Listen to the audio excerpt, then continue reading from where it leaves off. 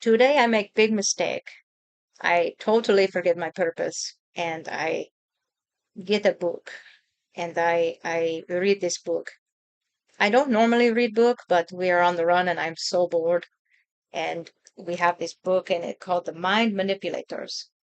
And what drew me to the book was not, the contents when you read the back cover, see what the book about, but it was the picture on the front. This creature looked very much like me with the vacant eyes, the little nerky nose, and the look on the face is very much how I'm feeling right now. And I read this book and I can't even sleep. I'm so blown away. I just keep reading and reading. And it's all about different groups, how they use mind control tactics to control people. And they have even like tested these tactics with experiments to see what works and what doesn't. They use it in everything from religious groups, political groups, advertising, but even a person can do this stuff with you. And I recognize things that Gatis is doing. And I thinking, and he know this because normally I don't have a look on my face like I thinking. And I make a big mistake. He say, "What are you doing?" And I said, "I'm thinking." And I should have kept that to myself because he was very worried about this, and he grilled me for 4 hours. And he said, "What you thinking about?" So at first I try to change the subject and I tell him I'm thinking about something else and then he knew I lied. I'm not a very good liar. My eyebrows twitch when I lie. So then I tell him what I'm really thinking about, which is this B.I.T.E model of authoritarian control. And he looked very mad. So something I learned in the book is about the B.I.T.E model of authoritarian control. And this is something that the B.I.T.E stands for. B is for behavioral control. I is for information control. T is for thought control. And E is for emotional control. These are the mind control techniques that influence how we think, feel, or act. And it was really scary reading it because it reminded me of a lot of different things I see in my life, but especially my relationship with Gathis. The behavior control. I mean, he controls uh, my physical reality, where who, and I can go and who I can speak to, how I live. We are very isolated, especially now. He controls my diet. He regulates every food and drink I have in my life. I mean, the other day I got an avocado and I ate it. I know that's horrible. It's even criminal, really. I mean, I helped to drive people somewhere to throw acid on someone, but I ate an avocado. I mean, I can't really deal with that, but I just have to accept that it's something that I did. But Gaddis, he caught me when I took the last bite of avocado, and he was so angry. That was actually a 6 hour really about the avocado.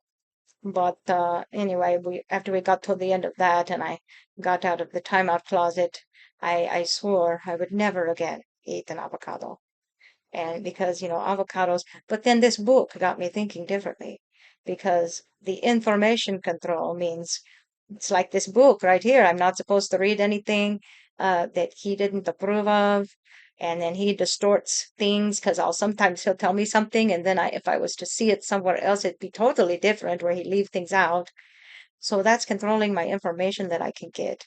And like, I saw one time a show about food, and they were showing how yes, things can be man-made, but they're made better.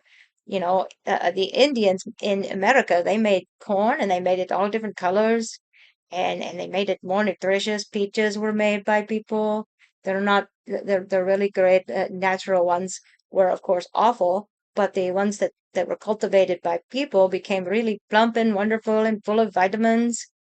And then I think about how he's so dishonest. Like, I know that's horrible for a woman to say this about a man. It's totally going against my purpose, but I can't help it. It's the book. It made me think.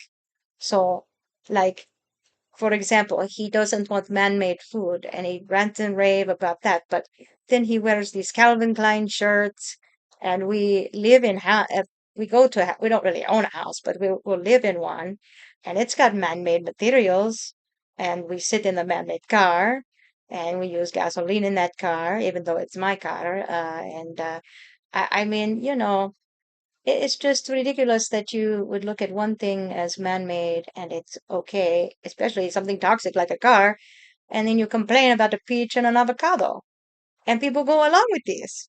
That's insane.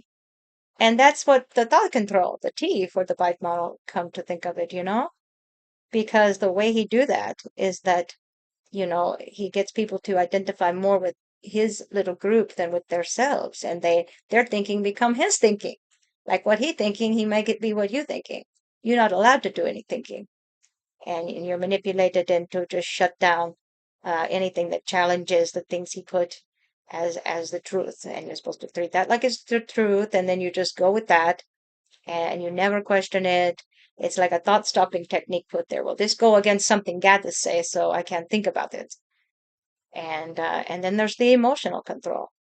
He wants to have us think that if we have any kinds of feelings against him or something, he make us feel like that it's bad.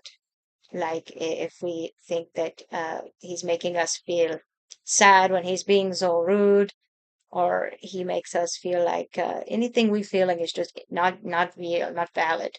Only him's feelings. Now, if he mad or sad, we have to listen to it for like 14 hours sometimes. But we're not allowed to really go off on our feelings. And he likes to make us feel things though, like feel guilty for not pleasing him, or feel fearful of what he might do to us if we don't do what he wants. So that's a type of emotional control. And I even think reading book is getting me very much smarter. So by the end of the raving that he did today, we burned book. So I'll get back to you, when I get out of the timeout closet. Bye bye for now.